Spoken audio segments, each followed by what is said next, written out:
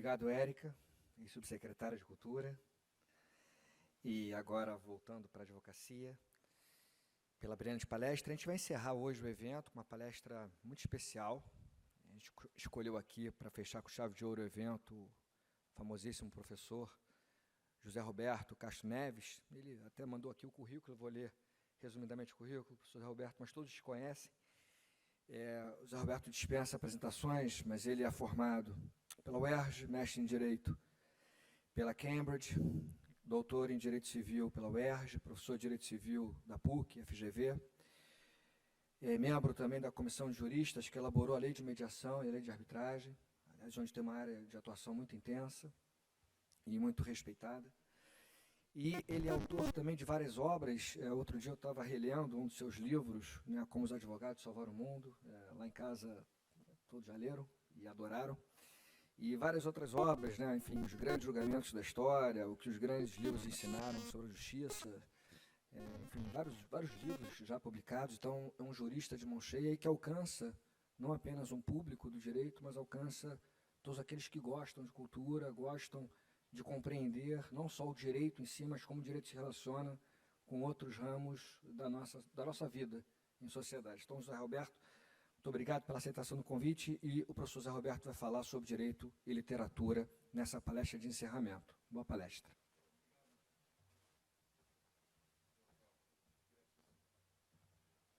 Bom, uma boa tarde a todos, é um prazer muito grande. Eu queria, na verdade, começar agradecendo a vocês, procuradores do município, porque eu moro aqui no Rio de Janeiro, eu amo essa cidade. No momento da minha vida, eu quase fui para São Paulo, resisti, porque Rio de Janeiro é imbatível, e vocês nos protegem, né?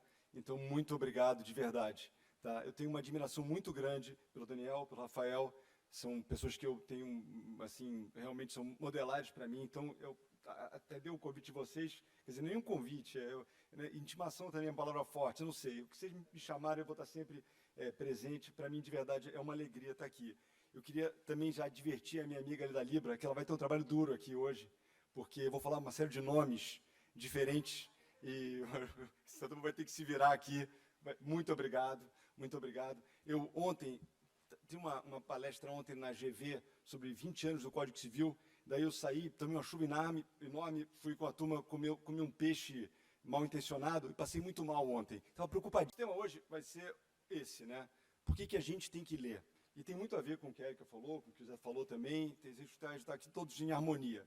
E é uma coisa objetiva. Vamos lá. Por que a gente tem que ler? Por que o profissional de direito deve ler? Aliás, qualquer pessoa deve ler. Então, a primeira coisa é o seguinte, é por conta do autoconhecimento.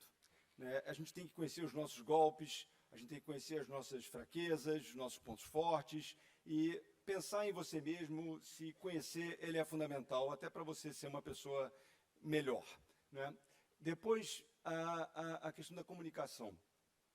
Muitas vezes a gente vê até em brigas, né, questões, litígios, o sujeito diz, vamos dizer, não foi isso que eu quis dizer, eu me coloquei mal.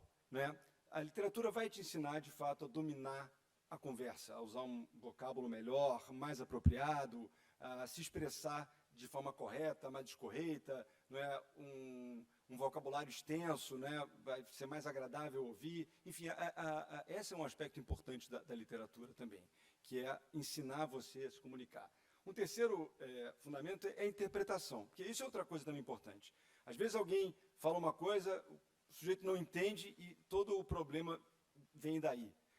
Saber interpretar é muito importante, entender o que o outro está dizendo. Às vezes, a melhor interpretação não está no que está explícito, né? Está nas entrelinhas, está numa coisa que ficou subentendida. Isso tudo, a literatura vai ser a melhor escola para interpretar, para aprender a interpretar.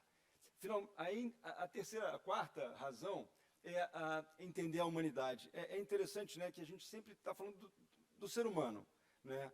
Os grandes sentimentos do ser humano, ciúme, inveja, amor, desejo, luxúria, tudo isso é a humanidade. E a gente não vai poder, evidentemente, né, passear por todos os caminhos, né, escolher todas as vias. A gente vai ter que sempre eleger uma estrada, né, para citar aí, também ocorrendo agora o Frost, né, a estrada não caminhada, the road not taken, tá essa coisa intermitente aqui. Né? A gente sempre vai ter que escolher uma estrada. E outras a gente só vai viver imaginação, né? Então, quantos lugares você vai chegar só pela literatura, né? Quantos sentimentos você vai experimentar apenas na literatura e, com isso, preencher a nossa vida também. E finalmente, um grande tema é a cultura, né? Porque a cultura é que vai... Aliás, tem uma palavra que é até jurídica, né? Eu também gosto de direito civil, né? Que é a tradição. Tradição é uma palavra bonita, né? A tradição, né? Entrega, né? A tradição, a gente fala tradição. O que é a tradição? A tradição é a cultura. É a cultura entregue de geração a geração, né? Você pergunta, qual é a tradição? A tradição é isso, a tradição, é a entrega, né? Então, a cultura é que faz com que a gente tenha os mesmos valores que nossos pais, que nossos avós, e esses grandes valores que a sociedade carrega, né? Saber o que é certo, o que é errado, né? O que é bom, o que é feio. Tem as coisas que a gente diz, não, a gente não discute gosto. Desculpa, claro que gosto se discute. Tem coisa que é cafona, tem coisa que não é elegante, tem coisa que não é legal. É óbvio que gosto se discute. Tem coisas que são mais bonitas, são mais... Mas como é que você aprende, né, a ter um bom gosto? E a literatura, na minha avaliação, claro, as artes, de uma forma geral, é, de novo, o grande paradigma do que são bons valores, do que é, de fato, a cultura. E por isso que é tão importante que a gente tenha essa proximidade com a cultura. E de novo, a literatura. Então, hoje em dia, nas universidades civilizadas, a gente estuda direito e literatura. É um tema, é um issue. Tá? Na verdade, quando a gente fala de conceito de direito e literatura, a gente estava falando de três coisas diferentes. A gente aqui no Brasil não estuda tanto isso, mas no mundo inteiro é compreendido como três coisas diferentes. O primeiro é o direito da literatura. O direito da literatura é a questão de copyright, por exemplo, liberdade de expressão. São questões jurídicas que se relacionam à literatura. Tá? Tudo isso é um mundo à parte. Né? Você hoje expôs muito bem, o Marcelo Guilherme antes um pouco, são questões jurídicas relacionadas à literatura. Um segundo tema é o direito como literatura. E esse é um tema da escola americana. Tá? Em 1925, um juiz de Suprema Corte chamado Cardoso, ele escreve um livro sobre direito e literatura, e que ele defende a ideia de que quando um julgador julga, ele tem que fazer uma narrativa como se fosse um romance, que tem que ter um prazer na literatura. Então, ele tem que se esmerar na literatura. Então, o direito é literatura, né? Nesse sentido. O direito como literatura. E aí eu trouxe uma passagem do Digesto, do Corpus Juris Civilis, que é como começa, na verdade, o Digesto, né? Que é uma lição do Ulpiano, né? A gente sabe, o Justiniano ele compilou as lições dos grandes juristas, né? O Tribunal dos Mortos, e ele fala, a justiça é a vontade constante e perpétua de dar a cada um o que é seu. Os preceitos do direito são viver honestamente, não lesar ninguém, dar a cada um o que é seu. A jurisprudência, ciência do direito, é o conhecimento das coisas divinas e humanas, a ciência do justo e do injusto. Você vai dizer, bom, isso para mim, acho que para vocês também, é uma poesia, né? É um poema, né? É lindíssimo. Aqui o direito e a literatura são uma coisa só. Tem uma outra passagem, mais recente, também de um outro advogado, que é o Thomas Jefferson, que eu trouxe aqui, que é a Declaração de Independência, né? Que é um conceito, claro, que é filosófico, que ele cristaliza numa regra jurídica, né? A Declaração de Independência, vocês sabem, era o libelo contra o rei Jorge, né? Jorge III, ele diz, consideramos estas verdades como evidentes por si mesmas, que todos os homens são criados iguais, dotados pelo Criador de certos direitos inalienáveis, entre os quais estão a vida, a liberdade e a procura da felicidade. Olha que beleza, num documento jurídico, e ele fala uma coisa que para mim também é pura poesia, né? É uma maravilha do ponto de vista literário. Tem uma parte aqui, que eu acho que é brilhante, eu queria chamar a atenção de vocês, que é o seguinte, quando ele estabelece a nação e dá os grandes valores, né? Ele fala de liberdade, né? Hoje tão importante, vida, né? Ele não pode garantir que a pessoa seja feliz, né? Eu estava falando um pouco antes já de filho e tal, né? Quando a gente tem um filho, a gente mais quer que nosso filho seja feliz, mas a gente não pode garantir a felicidade de ninguém, né? Quando a gente percebe isso, a gente amadurece bastante. Mas o que a gente pode garantir, ou pode tentar, é dar o caminho para que a pessoa seja feliz, né? É dar ali arar a terra para que ali se frutifique uma pessoa feliz, mas não fazer alguém feliz, porque isso a gente não pode fazer. Mas o que é inteligente o legislador, né? O jurista, na verdade, porque o Thomas Jefferson era advogado e militante, inclusive. Então, ele diz, ele não garante a felicidade, a nação não pode fazer, mas ele pode procurar ter o direito de o espaço a oportunidade de procurar essa felicidade, né? E não uma nação que condena as pessoas à infelicidade. Enfim, então de novo, é belíssima essa passagem. E, finalmente, o direito na literatura, que é o que a gente vai gastar mais tempo hoje, que é uma terceira viés desse conceito, que é lindíssimo, que é extraordinário, que é a ideia de que, em muitas vezes, a história, o direito, a literatura, eles se mesclam, né? E quando isso acontece? E eu queria começar falando para vocês de um aspecto muito relevante, é que o próprio direito ele nasce na literatura, por uma questão histórica. E eu estava até falando um pouco antes disso, né? O que aconteceu é que, num momento muito especial da história da civilização, na Grécia, no século V a.C., né? Os homens ali descobrem, ou pelo menos inventam, um conceito que é, na época, revolucionário, que é a ideia da democracia. É uma ideia revolucionária. Até então, você tinha o cara mais forte, que mandava em todo mundo, o rei, o xamã, o que seja, o faraó, ele mandava e um abraço. Não tinha muita conversa. Então, de repente, o homem ele concebe essa ideia de que as pessoas têm direito a um voto, e o voto dessa maioria, um pacto, vai decidir o destino da comunidade. Obviamente, na Grécia era uma democracia diferente, né? Porque era uma democracia dos homens, né? Democracia dos patrícios lá, dos atenienses, né? Os metecos, né? Os estrangeiros não tinham direito a voto. Era uma democracia de uma certa idade, né? As mulheres estavam fora disso. Então, mas ainda era assim, era uma ideia de democracia, que só foi recuperada pela civilização nos Estados Unidos, pelos advogados. É incrível, a democracia ficou fora do mundo durante 2.000 anos, vai. Só agora, recentemente, então é uma ideia nova, e é uma briga constante nossa, né, para que a democracia seja mantida, né. Enfim, de qualquer forma, o fato é que quando eles criam essa ideia da democracia, não havia um modelo jurídico condizente. A decisão das questões, das dúvidas, né, quem dirimia aquilo era o chefe, e dirimia aquilo de acordo com o que ele achava mais correto na cabeça dele. Então você não tinha um modelo jurídico definido. E naquele mesmo momento, com essa ideia de democracia, tudo floresce, a cultura também, a cultura depende fundamentalmente da democracia, né?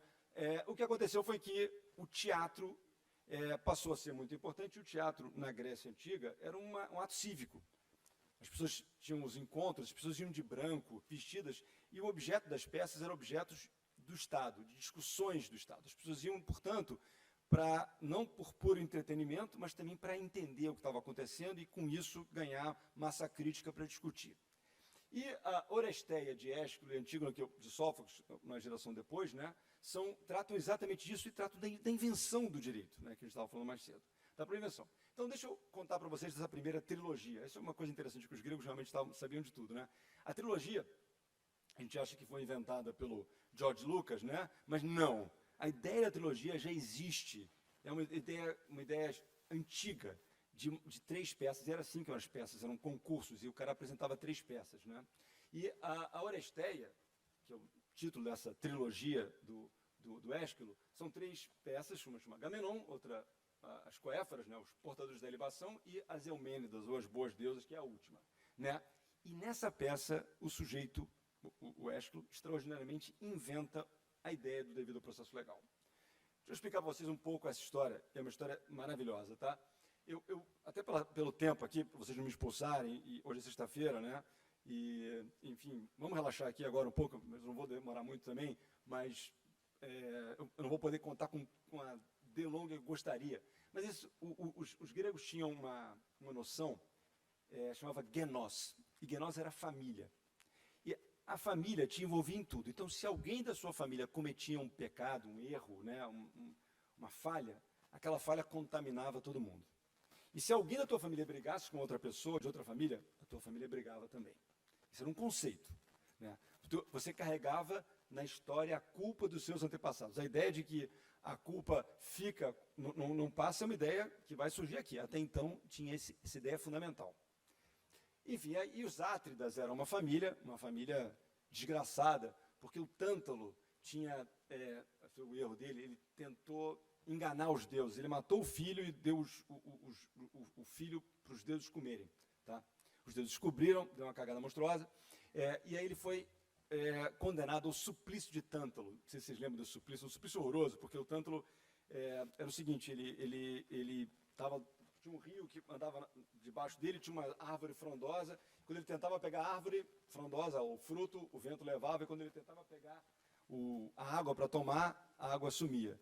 Então ele não conseguia nunca concretizar o desejo dele. Então tem até um verbo, tantalizar, que é quando a pessoa deixa o sujeito achar que vai concretizar o desejo, mas aquele desejo nunca chega, né? Então você tantaliza alguém quando o cara dá mole, mas não chega, enfim, essa é uma outra discussão. Mas enfim, eu falo para os meus filhos, né? Eu tento explicar esses conceitos clássicos para a vida mais cotidiana deles. Mas enfim, então o fato da vida é que o Pélops, enfim, corre, o Atreu, ele é o neto dele, ele também mata os filhos do Trieste, faz a mesma coisa que o avô, porque tem essa coisa, né? O Freud falava, né? O que a gente não elabora, a gente repete, né? Então, esse conceito. Então ele também matou os filhos do Trieste, que era o tio dele, enfim, ele teve 2 filhos, chamados Agamenon e o Menelau, tá? O Agamenon era o cara, era o grande chefe. E o Menelau era um clássico da literatura, que é o bonitão bobo, né? O Sartre dizia o seguinte, eu me conforto um pouco, ele disse isso é bobo, ele dizia o seguinte, deixem os homens bonitos para as mulheres sem imaginação. Eu sempre me conforto um pouco isso. Entendeu? Mas enfim, mas basicamente isso é um clássico da literatura, o Shakespeare usava muito essa figura do bonitão, sem muito charme e tal, enfim. Mas esse era o Menelau, tá? Mas o fato é o seguinte, esses 2 irmãos, eles se casaram com 2 irmãs também, uma era a Clitemnestra e outra era a Helena. Helena era a mulher mais linda, mais extraordinária, mais fabulosa da história da civilização ocidental. O Manuel Carlos usa sempre Helena. Helena é a mulher linda, né? Mulher femme fatale, total. E a Clitemnestra era irmã dela. Ambas eram filhas de Leda. Leda, o Zeus. Aqui uma história puxa a outra, né? O Zeus era o grande pegador, você sabe a história, né? Ele chegava em todo mundo e ele se fantasiava de várias coisas, porque a mulher dele, a Hera, era muito ciumenta. Então ele chegava de vários jeitos diferentes. E com a Leda, particularmente, ele chegou como um cisne gigantesco. E aí ela botou 2 ovos. Quando ela põe 2 ovos, o marido dela teve certeza que não era filho dele, né? E aí saem os Dióscuros, né? O Castor e o Pólux, e sai a Helena e a Clitemnestra. E a Helena era linda e a Clitemnestra não era linda. E ainda começa com essa maldade, porque olha o nome que colocam para Clitemnestra e Helena. Os pais realmente não tiveram muita psicologia, né? Porque você imagina, você tem uma mãe linda chamada Helena e você tem um nome chamado Clitemnestra. Pô, não pode dar certo isso. Haja divã para cuidar desse negócio. Mas enfim, mas em um segundo, a Clitemnestra casa com Agamenon. O Agamenon é o grande chefe. A Helena, como todo mundo sabe, isso é uma outra história, ela é raptada pelo Paris, que era o príncipe de Troia. Ele foge com Helena para Troia. Quando ele chega em Troia, todo mundo diz que não vai dar certo aquilo. Tem uma figura maravilhosa que é a Cassandra, que é a irmã dele, que tem um dom de saber sempre o que vai acontecer e ninguém acreditar nela, que é uma desgraça. Sempre tem uma Cassandra, deve ter várias Cassandras na procuradoria, imagino, né? Cassandra é uma figura, meu escritório tem várias Cassandras, eu conheço várias Cassandras, mas enfim, isso é uma história longa da Cassandra. Mas enfim, o fato é que há um pacto dos gregos, né, dos helenos, que se a Helena fosse raptada, isso é uma coisa, um segundo, até sobre o momento do empoderamento feminino, que tem uma inteligência nisso. Quando a Helena, que era a mais linda de todos, todo mundo queria casar com a Helena. E aí eles fizeram o seguinte, Helena, você vai poder escolher quem você vai casar. A gente vai deixar você escolher. Legal. Isso, olha só, essa história remonta a séculos antes de Cristo. Só que é o seguinte, se alguém violar essa regra da tua escolha, nós vamos nos unir e vamos atrás do responsável. O que aconteceu então foi que o Paris raptou, que era um príncipe troiano, e todos tiveram que ir atrás dela, a Troia, né, para recuperar a Helena. E o chefe da expedição era o Agamenon e o Menelau, coitado, corno, né, mas enfim, situação constrangedora, mas enfim, o irmão dele que liderou essa história. E quando ele tenta sair e liderar os helenos, os ventos não são bons. E aí o Vite, a turma acreditava muito no vaticínio, disse a ele, você vai ter que sacrificar a sua filha, se você quiser ir. E essa é uma outra imagem importante, porque é a imagem do homem público que tem que sacrificar a própria família para poder atingir o que ele quer. Essa, claro, é um símbolo. E o Agamenon, de fato, ele sacrifica a Efigênia, que é a filha mais velha. A Clitemnestra nunca perdoa isso, nunca perdoa. E, além disso, ela, quando ele vai para guerra ela se amazia com o Egisto, que é esse primo preterido. Muito bem. Quando Agamenon volta, o grande cara, o grande rei, que tinha ganho a guerra de Troia, trazendo inclusive Cassandra, aquela que a gente falou, como sua prisioneira, né, seu brinquedinho, a princesa, começa então a peça. Então, esse começo tudo que eu falei para vocês não passa na peça, que as pessoas já sabiam. E a peça começa com a Clitemnestra e o Agamenon chegando, e Clitemnestra mata o Agamenon. Tá? A mulher mata o marido para se vingar dele de tudo isso, junto do Egisto, que é o amante dela. Mata e expulsa os outros filhos que ficaram, a Eletra e o Orestes. A Eletra, vocês sabem, o Freud tratou dela como fosse o par do Édipo, né? A Eletra é apaixonada é o sonho de todo pai, né? Que a filha seja uma Eletra, enfim. E o Orestes, ele expulsa os dois. Esse é o primeiro. Na segunda parte da peça, o Orestes vinga a mãe, vinga o pai. Ele mata a própria mãe. E aquilo para os gregos, mata a própria mãe para vingar o pai. E aquilo para os gregos era uma coisa absurda. Como é que você mata sua mãe? Né? Como é que você comete um crime absurdo, bárbaro? Você sequer tinha direito à defesa. E na terceira parte da peça, nas Coéfaras, ele é levado a julgamento. Eu estou resumindo muito aqui, é uma peça interessantíssima, mas basicamente o que acontece é que quando ele é levado a julgamento, Atenas, que é a deusa da sabedoria, aparece e diz o seguinte: para tudo, gente. Primeiro, ele vai ter direito à defesa. Todo mundo tem direito à defesa. Não importa que ele cometeu o crime mais absurdo, que é matar a própria mãe, ele tem uma razão, ele tem que ser ouvido. Número 2, quem vai julgar ele são pessoas iguais a ele. São 12 pessoas iguais a ele, 12 cidadãos de Atenas que vão julgá-lo. Ele se expõe, ele explica a história, né? Apolo aparece para ajudá-lo e tal, e aí há um empate. E empate, Atenas, né, que é Minerva na mitologia romana, né, porque os romanos, os vencedores foram vencidos, os romanos pegaram a cultura toda grega, inclusive os deuses, né? Minerva vem, bom, se há uma dúvida, o réu tem que prevalecer, que é o voto de confiança na humanidade. Então, olha só quantas questões jurídicas são inventadas por esse cara. Devido ao processo legal, a oportunidade de manifestação da defesa, o júri por pessoas iguais e, finalmente, o conceito do pró-réu. Olha quantas questões que a gente não superou até hoje. A gente até hoje segue esse modelo que vem da literatura, ensinar para a gente como é que tem que ser o julgamento. Então, são incríveis. Na geração seguinte, o Sófocles, ele fala da Antígona. A Antígona é a primeira peça, também uma trilogia, a trilogia tebana. E ele começa com uma peça, o Sófocles, e é verdade isso, na ditadura militar aqui brasileira, havia um mandado de prisão contra o Sófocles, porque a peça é subversiva. Né? Obviamente não acharam Sófocles, não devia ser fácil. Mas a Antígona, na ditadura também militar que houve na Grécia, né, dos coronéis, a peça foi proibida. Basicamente aqui, a história da Antígona fala do descumprimento de uma ordem emanada pelo Estado, que é considerada sumamente injusta. Os irmãos da Antígona, né, o Etéocles e Polinices, brigam, um mata o outro, e o Creonte, que é o tio dela, que assume o poder, diz: o Polinices não pode ser enterrado porque ele ele violou, ele contrariou os interesses do Estado de Tebas. Né?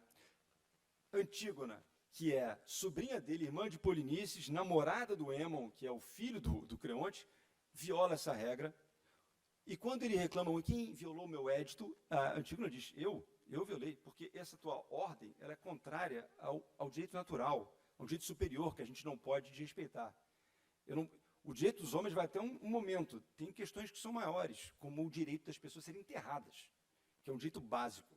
Então, é a violação, a insubordinação civil, que também foi tratada nessa peça de uma forma sublime, essa discussão que a gente até hoje tem, e tem riquíssima. Bom, então já entendemos que como a literatura pode ter uma importância no direito extraordinária. Então, deixa eu falar aqui rapidamente sobre conhecer a si mesmo, que é o outro tema, aliás, né, o oráculo de Delfos, vocês sabem, estava na frente do oráculo, que é o maior templo da cultura grega, exatamente o Gnotos Auton, né, o conhece-te a ti mesmo, né, o Gnosce te ipsum, né, o autoconhecimento, que era inclusive a regra dos socráticos e tal, como grande valor, que é você se conhecer. E aí, o último grego que eu vou falar aqui para vocês, que é o Édipo, que aí é também da trilogia tebana do Sófocles, e é que ele fez em segundo lugar. Ele faz primeiro Antígona, que supostamente é o fim, mas ele faz, e depois ele vem, tipo Guerra nas Estrelas, né? Que começa no episódio 4, como vocês sabem. Enfim, então no Édipo, rapidamente, é a história do Laio e da Jocasta, que são os reis de Tebas, e Jocasta fica grávida, e o oráculo diz para Jocasta, e diz para o Laio também, que aquele garoto vai ser a perdição daquela casa. Isso é uma coisa comum, e aliás é sempre assim, porque o novo sempre vence, né, tem sempre uma questão de sucessão. O Laio, muito gelado, manda então executar a criança. O sujeito que vai executar a criança não tem coragem, tipo, né, Branca de Neve, não tem coragem, e acorrenta os filhos, mas acaba entregando para um pastor a criança é levada para Corinto, ele é tratado lá como um príncipe, lá os filhos, os reis de Corinto, Mérope, Políbio, gostam dele, tratam como um príncipe. Quando esse cara tem 18 anos, o Édipo, forte já, um bêbado diz para ele, você não é nem filho dos seus pais.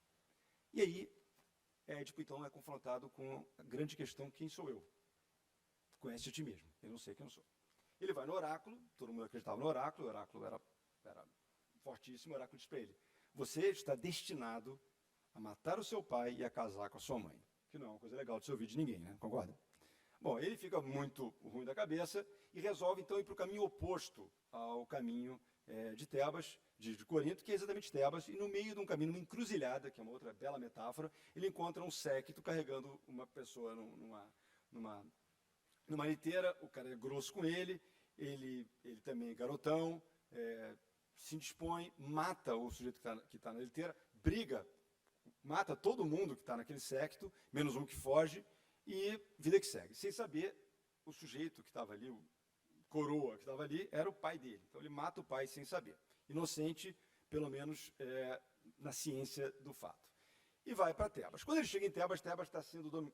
na porta de Tebas tem um monstro alado, não é? Uma esfinge, que é essa que está nesse desenho do ingresso aí, essa reprodução não está maravilhosa. Mas enfim.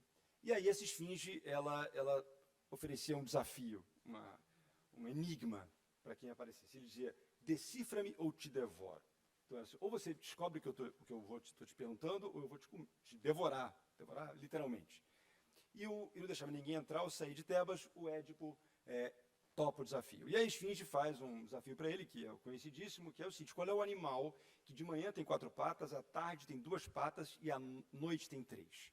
E o Édipo diz, eu sei.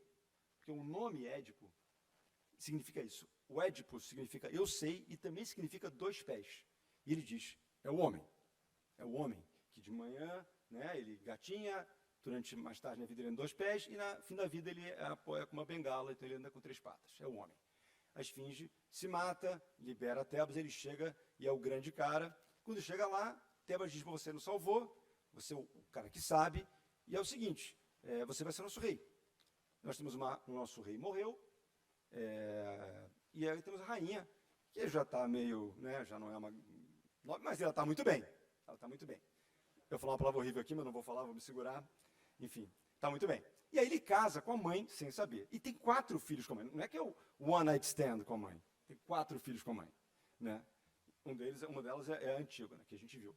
Muito bem. E aí, até aí tudo bem, e de repente vem a peste de novo para Tebas, e aí começa o Édipo Rei. Porque a peste chega em Tebas, ele vai no vaticinador, e o vaticinador diz, né, o Vite, né, o adivinho, diz, olha, é o seguinte, o assassino de Laio está solto. Enquanto a gente não prender esse assassino e esse mal for reparado, a praga vai punir Tebas. E aí o Édipo, inocente, diz, temos que descobrir quem é. Vamos já descobrir quem é. Ele não sabe que ele é o cara. Então, ele não se conhece. E é o grande tema da peça. Conhece você mesmo. Ele não sabe quem é. Então, o mal todo ele quer descobrir. E é interessante porque o Édipo Rei é um inquérito policial. Chama a pessoa, discute, o cara fala, e ele vai... o quebra-cabeça vai sendo montado, e de repente ele descobre que ele é o assassino. Ele é o que matou o pai. Ele se casa com a mãe. tudo aquilo chega aí nessa hora, cara, ele se cega, porque ele não conhecia ele mesmo. Então é uma peça interessantíssima, é riquíssima, né? Como isso está acontecendo, obviamente que eu estou resumindo, mas o ponto é a importância de se conhecer. E eu vou falar rapidamente aqui duas peças, dois livros, não sei se vocês já leram, mas são muito engraçados, são interessantíssimos. Os dois livros são um pouquinho antes de Freud. Esses livros são mais ou menos 10 anos antes que Freud escreveu A Interpretação dos Sonhos, né? Freud escreve em 1898, ele publica em 1900. É que nem o BGB, que é de 1896, e só é publicado em 1900 porque o alemão romântico achava que era bacana o 1900, né? Mas esses são livros que antecipam um pouco a própria ideia de você se conhecer, de quem você é. No Médico e o Monstro, que é um livro delicioso, né? É engraçado que Jekyll and Mr. Hyde, entre o J e o H, tem o I, o I, sou eu, né? O Médico e o Monstro. E a história, que é contada por um advogado, inclusive, o sujeito diz, olha, tem esse sujeito, né, o Dr. Jack, que é um médico, ele é advogado também, ele é doutor em direito, começa contando isso, ele começa a tomar umas poções que ele próprio faz para se libertar. Só que quando ele toma essas poções, ele vira um monstro horroroso. E aí, esse monstro horroroso e o cara começam a brigar dentro da mesma pessoa. E não é muito complicado, a gente vê que de vez em quando a gente fica monstro também, né? De vez em quando a gente fica mais Dr. Hyde. A gente também tem essas coisas, não nessa proporção, mas é um livro muito doido de entender como o cara, inclusive isso muito antes de Freud explicar aí, de ego, tudo isso, ele já estava lá tratando dessas questões. E o Retrato de Dorian Gray foi escrito por Oscar Wilde, que é um cara extraordinário, interessantíssimo. A vida do Wilde era um cara também avant-garde, né, à frente do tempo dele, foi condenado porque ele era homossexual, ficou preso, inclusive, por causa disso na Inglaterra, e era um cara inteligentíssimo, uma sensibilidade extraordinária. Ele escreve esse livro, que é um livro muito, muito atual, o Retrato de Dorian Gray, que é a história do sujeito que ganha um dandy fútil, mas que ganha um retrato dele, que é pintado lindo, e a vida continua, ele segue sempre lindo, e o retrato é que vai ficando decaído. Ele fica bacana, é o Instagram, tá? O retrato vai decaindo e ele fica maravilhoso. Ele sai na rua, lindo, gaboso e tal, e o retrato vai ficando a decrepitude moral, ele faz escolhas éticas reprováveis, ele continua lindo, o retrato, então ele começa a esconder o retrato dele, que é o verdadeiro ele. E aí, enfim, é uma história extraordinária sobre quem você é, se é aquilo que está no Instagram ou se é você. É muito bacana, o livro é incrivelmente atual. Aí eu só falando de 3 modelos. Eu vou passar um pouco mais rápido, senão a gente vai enlouquecer aqui, né? Vou passar mais rápido. São 3 modelos da literatura, que vou falar aqui, é claro que é um pouco pessoal, mas são pessoas que para mim, foram assim, realmente importantes até na minha formação. Não que eu seja nada parecido com nenhum deles, mas eu gostaria de ser, né? Um é o Atticus Finch, né? O Sol para Todos, né? To Kill a Mockingbird, que é um livro que qualquer advogado, em algum momento da vida, tinha que ler, que é aquele advogado abnegado do sul dos Estados Unidos, né? Que briga com toda a comunidade para defender o que ele entende que é correto, né? É um livro lindíssimo, né? Aqui está o Gregory Peck, extraordinário aqui de Atticus Finch. O outro é o Capitão Rodrigo, do Érico Veríssimo, que aliás é um autor extraordinário, também. O Érico Veríssimo é um cara também incrível, né? O Incidente Antares, tem vários livros fantásticos, isso está dentro do Tempo e o Vento, que é também o cara viril, forte, né? Ele se apaixona pela Bíblia na Terra, ele é o cara impositivo, né? É um modelo também. E, finalmente, no caso, o meu alter ego, gostaria muito de ser, eu sou Zero, que é o Mr. Darcy, né? Do Orgulho e Preconceito de Jane Austen, que é o cara que só fala a coisa certa, né? No momento oportuno, é o cara elegante, né? E agora, eu li isso há pouco tempo, os cientistas descobriram que tem um feromônio do rato que atrai as mulheres. E resolveram dar esse feromônio o nome de Darcy. Exatamente porque é o Mr. Darcy, que é o cara elegante, né? Só fala coisa no momento oportuno. Eu sou Zero, assim, gostaria de ser como o Mr. Darcy. Mas, enfim, é um grande modelo. Depois aprimorar a comunicação. Olha que interessante a história rapidamente, né? A Vulgata, né, que é o São Jerônimo, ele foi indicado pelo Papa, que ele era secretário, que era o Papa Dámaso, no século IV, para trazer a Bíblia, né, do grego e do aramaico para o latim. E aí o São Jerônimo ele faz uma escolha muito inteligente de fazer para o latim vulgar, não para o latim erudito, mas para o latim que as pessoas pudessem compreender. Isso foi uma das razões mais fortes para a popularização do Evangelho, porque era um latim que as pessoas podiam entender. Se ele tivesse feito uma escolha erudita, a história da civilização possivelmente seria outra. A mesma coisa aconteceu com Lutero. Quando ele fica preso e vai traduzir a Bíblia do latim para o alemão, ele também não faz para o alto alemão. Ele faz para o alemão que as pessoas entendiam. E com isso ele garante que todo mundo pudesse, e também a história da reforma teria sido outra, se não fosse a escolha da língua. A Megera Domada, para citar Shakespeare, né, vocês conhecem uma peça deliciosa, né, da Catarina, né, que é a Megera Domada. Aliás, a tradução é curiosa, porque em inglês é The Taming of the Shrew, é a domação da megera, e não a megera domada, porque a peça não fala da megera domada. A peça fala, a tradução melhor seria a domação da megera, porque como ela é feita. Mas é um produto de comunicação. A Catarina, né, ela não sabe se comunicar, ela não consegue jogar o jogo. Quando ela se apaixona pelo Petrúquio, né, e, enfim, é que ela entende como é que é o jogo da vida, e aí passa a falar melhor, a se relacionar melhor. Então, é uma questão de comunicação. Aí tem uma história interessante também do Brasil, que é o seguinte: quando o Bartolomeu Dias cruza, né, o Cabo das Tormentas, né, lá a parte mais ocidental, que é uma desgraça, porque essa troca de oceano sempre é barra pesada, ele volta e diz: olha, ali é o Cabo das Tormentas.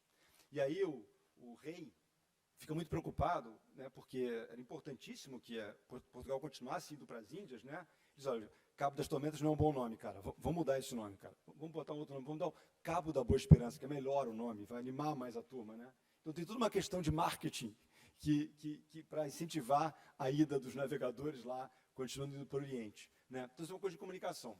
E como é que também, aí só para a gente citar, como é que a poesia é forte nesse uso da linguagem. E eu citei aqui o Neruda, que é também um cara extraordinário, um poema lindo, é um livro chamado 20 Poemas de Amor e uma Canção Desesperada, e o poema 20 é assim: eu posso escrever os versos mais tristes esta noite. Ele está falando de um amor que já acabou. Ele podia escrever de várias formas, né, que ele estava chateado, mas ele coloca de um jeito lindíssimo. É um poema muito bacana, não vou ter tempo de falar aqui todo, mas ele fala desse amor que deixou de existir. Eu já tive, enfim, é um poema lindo, vale a pena ler, mas é só porque a força da forma como ele fala, que claro que faz toda a diferença, né? E aí uma coisa também de comunicação, ainda mais hoje em dia no mundo que a gente vive hoje, que é a história da concisão. Eu queria dar um exemplo para vocês de concisão extraordinária, que é Shakespeare no prólogo do Romeu e Julieta. Porque até nós no mundo jurídico, né, se você pega uma petição de 20 anos, 30 anos, é totalmente diferente de hoje, da rapidez que exige a comunicação hoje, né, em qualquer lugar, também no meio jurídico. E a Romeu e Julieta começa com um prólogo, que são 8 frases. Vai uma pessoa na frente e fala 8 frases. E com essas 8 frases, o cara conta tudo o que vai acontecer. Aí eu quero dizer, pô, isso é um spoiler danado. O cara já contou o que vai acontecer. Eu não quero mais ver essa peça. Mas ao contrário, ela é tão bem feita essa concisão, que depois de ouvir, você quer continuar. Então me conta como isso aconteceu. Então o cara vai e diz: 2 famílias iguais em dignidade, na linda Verona, onde se passa esta cena. Levadas por antigos rancores, desencadeiam novos distúrbios, nos quais o sangue civil tinge mãos cidadãs. Da entranha fatal desses 2 inimigos ganharam vida, sob a diversa estrela, 2 amantes, cuja desventura e lastimoso fim enterraram com a morte a constante sanha de seus pais. Tem tudo aqui, tudo que vai acontecer na peça. Tudo, em 8 frases. Então Shakespeare realmente é sensacional. E se diz: pô, caramba, já falou tudo. Não, eu quero saber o que vai acontecer. Que é a capacidade da concisão, que é muito importante hoje em dia, e, de novo, a literatura é a escola extraordinária para isso. Bom, aí tem um pouco da comunicação humana, que é mais uma reflexão com vocês, do como o homem, né, se desenvolveu, porque o que fez a nossa espécie prosperar, vamos chamar talvez uma coisa relativa, né, que é prosperar, mas enfim, pelo menos, né, a gente achar que a gente prosperou e que está acima das baratas enfim, e de outros insetos, é a questão da fala, da comunicação, sem dúvida nenhuma, né? A fala é um fenômeno que não tem tanto tempo, tem 50 mil anos, e até mesmo hoje em dia se entende que a gente, o Homo sapiens, conseguiu ficar à frente dos Neandertais, por exemplo, que eram mais fortes que a gente, porque a gente conseguia se comunicar. Então, comunicação é importante, né? A escrita é outro ganho, você consegue perenizar a mensagem, né? Mas a escrita tem 6 mil anos, é recente isso, né? A imprensa móvel, a grande evolução, ano 1500, 1450, né? E finalmente a internet, que é outro mundo hoje, né?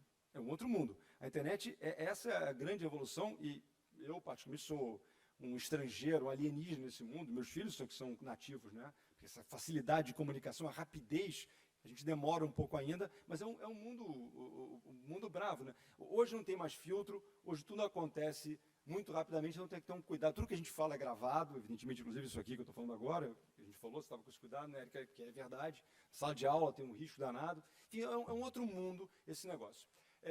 E aí, ainda sobre linguagem de advogado, linguagem forense, é interessante, uma coisa que eu ouvi há muito tempo, que é a história que é verdade, que os juízes gostam de ouvir histórias, né? E aquele conceito que a gente tinha, assim, do fato eu traio o direito, na verdade é da narrativa que eu vou trazer o direito, né? É a narrativa que é importante. Então é muito fundamental a gente dominar a forma como a gente coloca as coisas. Eu vou dar um pouco mais rápido aqui agora, para terminar, daqui a uns 10 minutos, eu acho, 5, sei. Um pouco sobre a interpretação. E eu vou citar o Machado numa passagem do Dom Casmurro, né, que é muito interessante, porque vocês lembram, né, a Capitu se interessou pelo Bentinho, e a mãe do Bentinho, tinha prometido que ela ia fazer um padre. Então o Bentinho ia ser padre. E a Capitu, que é espertíssima, convence a mãe que aquela promessa ela pode interpretar diferente. Olha, quando você diz que você vai fazer um padre, você não disse que é ser o seu filho. Você faz um outro padre. Deixa o seu filho se casar comigo. E ela convence a mãe a partir disso, né, perto da Capitu. E aí, o Machado, que era absolutamente genial, né, na comunicação, faz essa brincadeira, inclusive conosco, com o leitor, que é essa interpretação exógena do texto, que te permite chegar onde você quiser, né? É uma coisa muito generosa. Shakespeare faz isso com extrema facilidade. Era o grande mestre dessa interpretação, de entregar para o leitor os resultados, né? A traição de Capitu, que é um grande dilema da literatura brasileira, né, se ela traiu ou não o Bentinho com o Escobar, é uma história que a gente discute até hoje, exatamente pela capacidade do Machado. O Bentinho vai, no capítulo 75, eu sei porque, enfim, tema que eu já recorri várias vezes, ao teatro e vai ver Otelo, né? E vai ver Otelo, porque o Otelo, né, é exatamente isso. O Otelo suspeita que a Desdémona tenha traído ele, então ele vai lá e olha para Desdémona e diz: está aqui a Capitu que me traiu. Enfim, o símbolo na literatura também é um barato, né? O símbolo tem várias imagens. Aqui eu estou falando uma que está na Odisseia, e a Odisseia, enfim, tanto a Ilíada quanto a Odisseia são peças extraordinárias, não são fáceis de ler, mas o esforço vale muito a pena. Tem uma passagem que é o seguinte: o Menelau, que a gente já falou hoje, né? Ele volta da guerra, ele para em Faros e fica preso lá, porque ele ofende um deus. E ele quer voltar para casa. E aí a Idoteia, que é uma moça lá terrena, que é filha de uma divindade marítima chamada Proteu, diz: olha, você vai ter que pegar o meu pai para ele te explicar como é que você volta para casa. E aí ela diz: olha, não é fácil pegar meu pai, que meu pai pode se transformar em muitas formas. Então você tem que segurar ele, firme. E o Menelau, então, esperto, se esconde quando o Proteu vai dormir, ele agarra, e o Proteu, de fato, vira um montão de coisa. Vira um javali, vira um leão, vira uma árvore, vira água. Até ele segura, e quando o Proteu cansa, ele volta ao estado normal, e aí ele dá a resposta ao Menelau de como ele volta para casa. E o símbolo dessa alegoria é o de que, para você entender as coisas, muitas vezes você tem que segurá-la até que ela volte à sua essência. Na nossa vida jurídica, esse é um símbolo bastante utilizado, né? Porque você não consegue compreender nada, você tem que ir lá, tem um certo esforço, até que você segura a coisa, até que ela volte à sua essência, e daí você resolva. E aí, entender a humanidade. E aqui tem uma coisa, eu vou cortar um pouco aqui, se desculpem, mas eu vou ser bem rápido aqui, mas tem uma coisa interessante, e vocês sabem que a gente falou um pouco da tragédia grega. Hoje a tragédia grega entendia que o destino sempre mandava. Não adiantava o que você fizesse, o destino era mais importante, né? O maktub, né, que os árabes falam, né? O Édipo, não importava o que ele fizesse, ele estava destinado a matar o pai e a se casar com a mãe, não importa.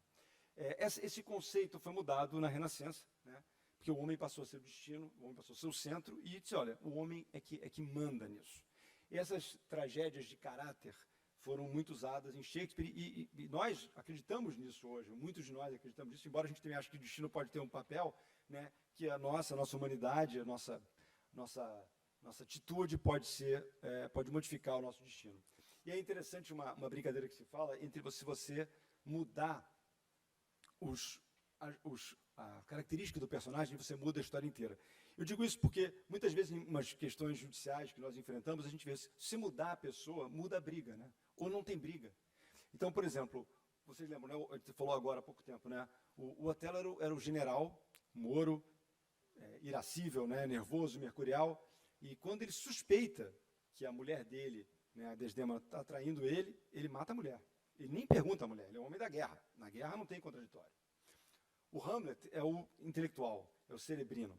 Ele está diante das coisas, mas ele quer pensar, ele quer refletir, ele quer saber o que está acontecendo. Então, o Hamlet ele não consegue agir, né? Ele não consegue tomar atitude. Ele fica sempre ali pensando, refletindo, e ele não resolve nada.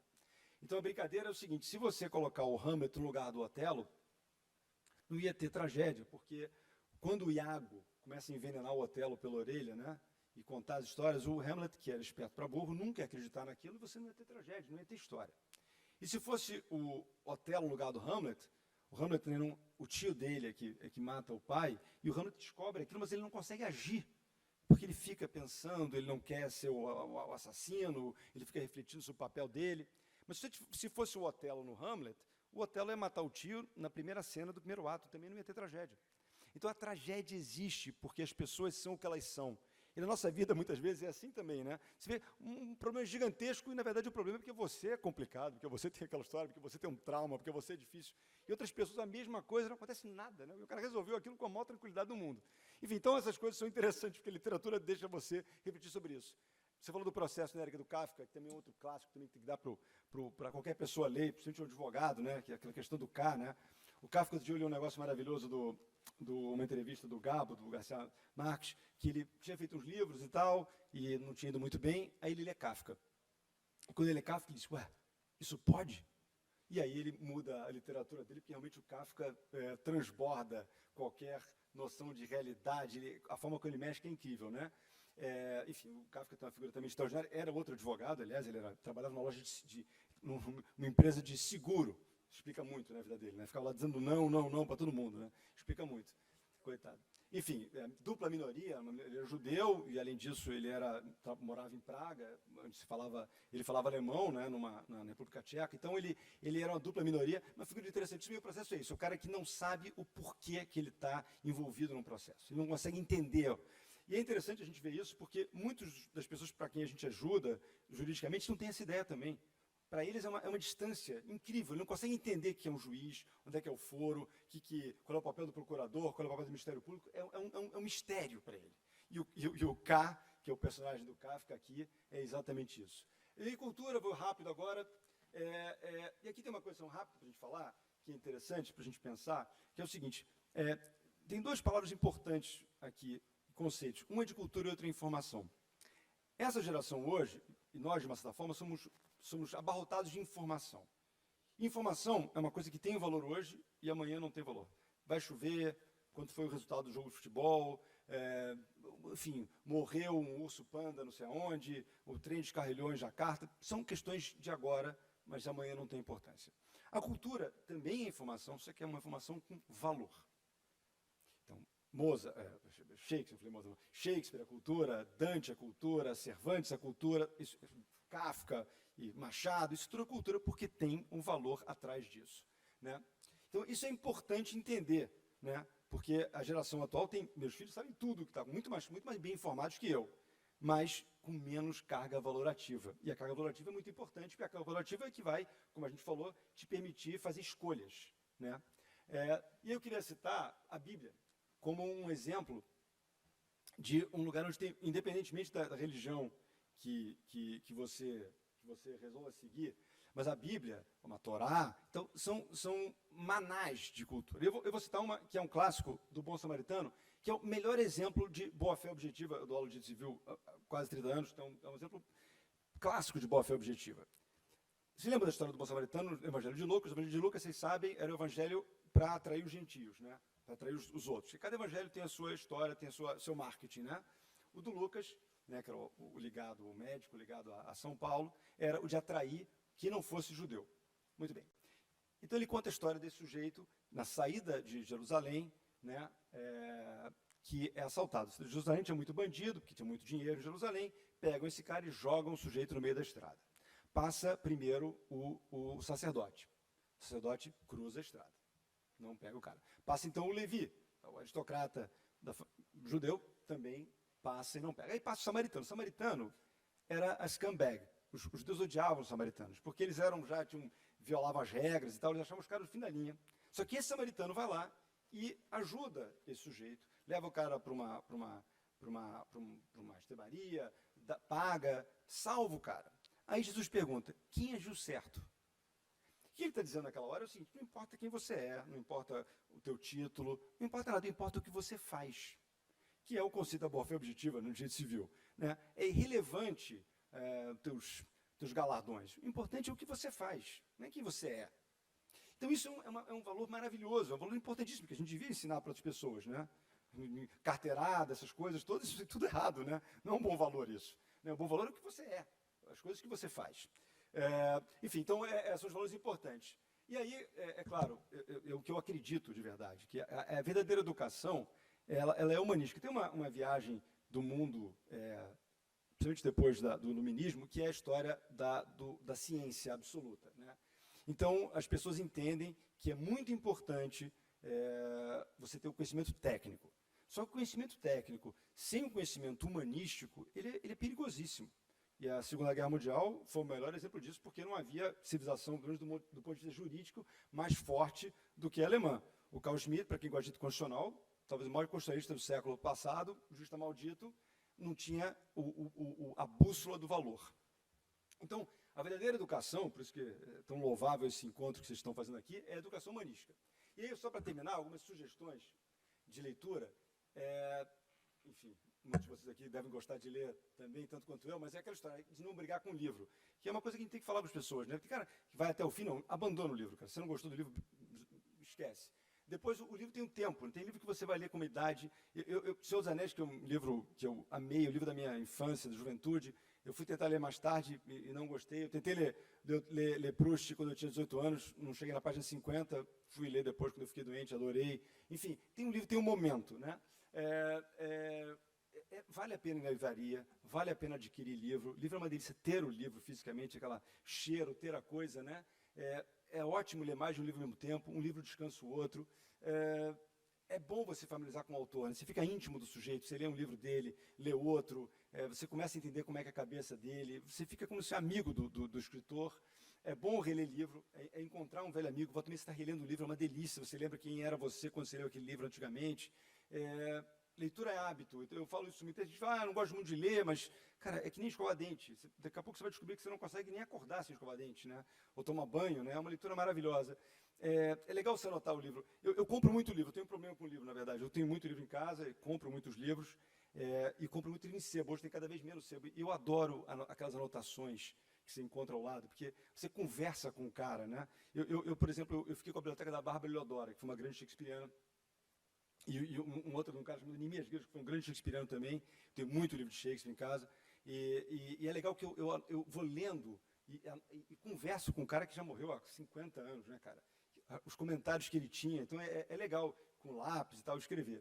E, finalmente, uma última coisa para encerrar aqui, e agradecendo muito vocês de novo, é a história de ler os clássicos. Dá chance para os clássicos. Porque esses clássicos são os grandes livros, os clássicos não estão aí à toa. E eles têm uma inteligência, têm uma sabedoria, né? E o que eu acho que vai fazer a gente rir das mesmas coisas é exatamente essa união, né? Essa união em cima dos grandes clássicos, é que vai nos fazer continuar sendo uma comunidade coesa. Porque, só para falar uma coisa que me preocupa muitíssimo, na sala de aula eu perguntei, vem cá, quem leu Dom Quixote? Ninguém leu Dom Quixote. É uma pena, Dom Quixote é brilhante, é inteligentíssimo, é riquíssimo. E se a gente, cada um for para um lado, só para encerrar uma reflexão, eu tenho 3 filhos que são saindo da adolescência, cada um vê uma série diferente, cada um vê uma música diferente, você não tem mainstream mais, cada um uma história. Na nossa época, estamos aqui né, na mesma geração, a gente possivelmente viu os mesmos filmes, leu os mesmos livros, assistia novela, tinha que ver novela naquela época, só tinha uma coisa que tinha que ver. Então, você tem uma cabeça junta, né? Você tem as mesmas referências. Isso faz com que, se eu contar uma piada qualquer aqui, tente contar uma piada, vocês vão mais ou menos entender o que eu estou falando, né? Isso não vai acontecer no mundo agora em que tem muitas mídias diferentes. É um outro mundo. Então, a discussão é que a gente vai se encontrar. E eu acho que os clássicos é que a gente vai se encontrar, e por isso que eu estou fazendo essa última exortação. Bom, desculpa se eu fui longo aqui, é o assunto, eu juro que vocês eu poderia falar muito mais, porque eu adoro esse tema, mas eu agradeço demais, Daniel, Rafael, muito obrigado pela atenção de vocês todos, e bom, obrigado.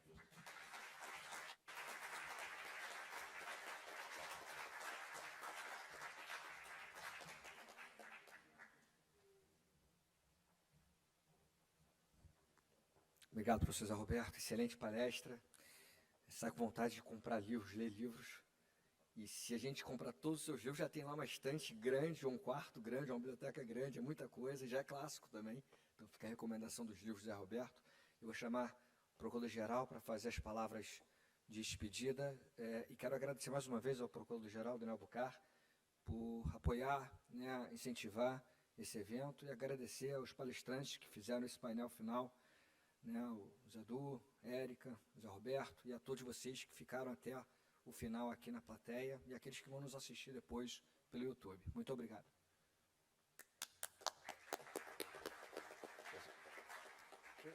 Uma sexta-feira chuvosa aqui no Museu da Manhã, mas de muito aprendizado, muito trabalho. Quero parabenizar os 3 palestrantes, agradecer a nossa intérprete de Libras que esteve conosco aqui desde de manhã, agradecer também ao Centro de Estudos, o Leonardo, a Mariana, o Rafael, a Ana, a Vânia que estão lá fora, agradecer aqui a acolhida do Museu da Manhã, nossos queridos amigos estão aqui até essa hora, e que realmente eu fiquei encantado hoje com tudo que a gente assistiu aqui. A gente tem que quebrar muitos paradigmas, entender cultura, poesia, literatura e entretenimento.